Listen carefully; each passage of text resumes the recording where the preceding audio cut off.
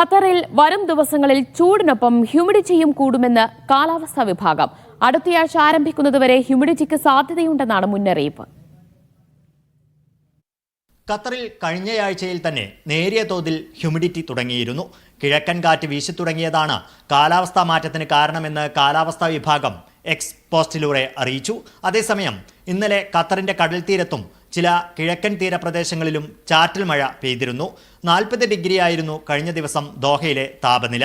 അൽഖോറിൽ 42ഉം അബുസംറയിൽ 43 degree സെൽഷ്യസും താപനില രേഖപ്പെടുത്തി.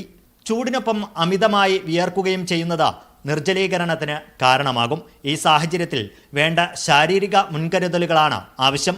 ശാരീരിക മുൻകരുതലുകൾ സംബന്ധിച്ച് പൊതുജനാരോഗ്യ മന്ത്രാലയവും സാമൂഹിക മാധ്യമങ്ങളിലൂടെ നിർദ്ദേശങ്ങൾ നൽകി.